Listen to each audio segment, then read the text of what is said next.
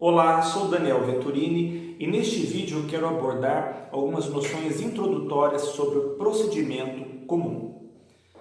Primeiramente, é preciso diferenciar processo de procedimento. O processo é um instrumento pelo qual eu vou exercer o meu direito de ação e vou buscar a prestação da tutela jurisdicional do Estado.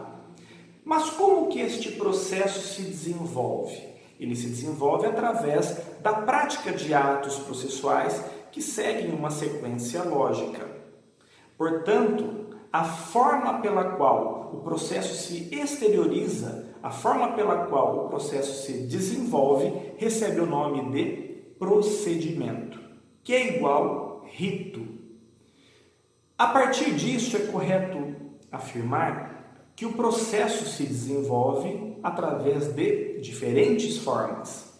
Portanto, existem diferentes procedimentos, seja em razão do valor da causa, seja em razão da natureza do conteúdo do direito material discutido, ou mesmo até do pedido, da pretensão que foi deduzida. Mas, quando eu falo em procedimento comum, eu tenho que ter em mente o quê? O chamado processo de conhecimento. Para relembrar, o que é o processo de conhecimento? É o processo no qual eu quero ver reconhecido o meu direito. E este reconhecimento vai se dar através da sentença. Exemplo, se eu ajuizar uma ação de indenização, o que eu busco? Eu busco o reconhecimento da prática do ato ilícito, o reconhecimento do meu direito no sentido de ser ressarcido pelo prejuízo que eu sofri, mas na sentença, além disso, eu quero o quê? A condenação do réu ao pagamento da indenização. Certo? Portanto, quando eu falo em procedimento comum, eu estou falando em um tipo de procedimento dentro deste processo de conhecimento.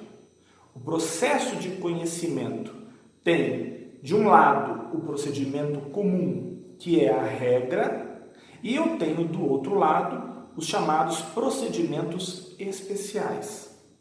O que são esses procedimentos especiais? São ritos diferenciados previstos pela lei para determinadas ações.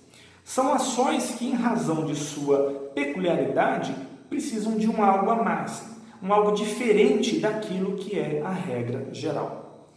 Portanto, por que é importante o estudo do procedimento comum? Porque ele é a base, ele é a regra. Se a lei não determinar um outro rito especial, um outro rito específico, vai ser aplicado o procedimento comum. O processo vai se desenvolver dentro desta regra comum. Outro aspecto importante é que o procedimento comum serve como fonte subsidiária para outros ramos de direito processual. Ou seja, se eu tiver, por exemplo, no processo do trabalho e precisar me socorrer do processo civil para resolver uma determinada situação processual, onde eu vou buscar no processo civil essa informação? Dentro das regras do procedimento comum. Eu só quero fazer uma pequena observação neste momento para relembrar que, no Código atual de 2015, não existe a antiga distinção que havia no Código de 73, na qual se falava em rito ordinário e rito sumário. Portanto, não se fala no atual Código de Processo Civil dessa forma. O que existe é o procedimento comum e os procedimentos especiais. Não se fala mais em rito ordinário e rito sumário, como ocorria no código que foi revogado.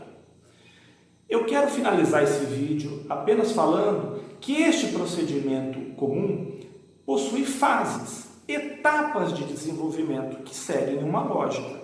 E são 4 fases: a fase postulatória, a fase saneadora, a fase instrutória e a fase decisória. Em breve síntese, o que é essa fase postulatória, essa fase inicial? É a fase que as partes vão dar a sua versão a respeito dos fatos. Ou seja, o autor vai ajuizar a ação e vai expor os motivos de fato e de direito que levam ele a estar fazendo aquele determinado pedido. E do outro lado eu vou ter o réu, que vai responder a essa pretensão contra ele deduzida. Então, a fase postulatória é a fase em que as partes dão as suas versões a respeito dos fatos controvertidos. Na sequência, existe a fase saneadora. E nesta fase saneadora, o juiz faz a verificação da regularidade do processo. Vai verificar se existem vícios e adotar o quê? As medidas necessárias à correção desses vícios. E vai preparar o processo para as etapas seguintes. Portanto, tem fase postulatória e fase saneadora. Estando tudo ok e o processo tendo condição de prosseguir, de se desenvolver, eu vou ter a terceira etapa, a terceira fase, que é a fase instrutória. Nesta fase instrutória, eu vou produzir provas além daquelas provas documentais que já foram produzidas na fase inicial. Para você entender, se eu ajuizar uma ação indenizatória e eu juntar documentos, eu já produzi prova na fase inicial. Porém, se eu precisar ouvir uma testemunha, em qual momento eu vou ouvir essa testemunha? Vai ser na fase instrutória. Portanto, uma vez que as partes já falaram o que tinham que falar, uma vez que as provas que tinham que ser produzidas já foram produzidas e o processo está pronto para ser julgado, eu vou adentrar na quarta e última fase, que é o quê? A fase decisória em que a sentença vai ser proferida.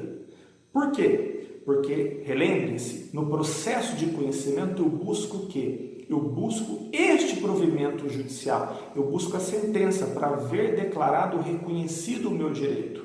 Portanto, é nesta fase final, que se chama fase decisória, em que a sentença é proferida. Apenas cabe relembrar, agora no final, que nem todo processo vai ter essa fase instrutória.